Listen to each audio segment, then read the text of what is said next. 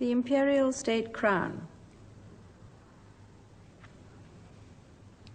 Anyone who's been to the Jewel House at the Tower of London will know there are several crowns to be seen there, but only two of them are actually used. The St. Edward's crown and this one, known as the Imperial State Crown. It's normally kept at the Tower, but I have it here at Buckingham Palace because I wore it this morning at the state opening of Parliament. The crown, as you see it now, was made for Queen Victoria in 1838, but many of the individual stones have a much longer history. The oldest is probably this sapphire, which is said to have been worn as a ring by Edward the Confessor nearly 1,000 years ago.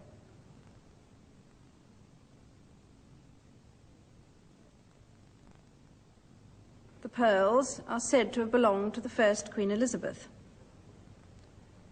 The story goes that this strangely shaped ruby was given to the Black Prince after a battle in Spain in 1367.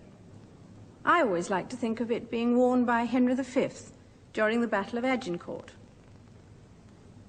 It's difficult to be absolutely certain about some of the other stones, because after the execution of Charles I, Cromwell had the crown jewels broken up and sold. The Black Prince's ruby, for instance, was sold for £4, but it was returned to the crown after the restoration of Charles II. Most of the bigger stones have had adventures.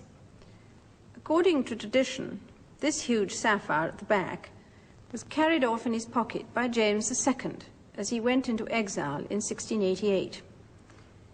It was over 130 years before it was restored to the crown.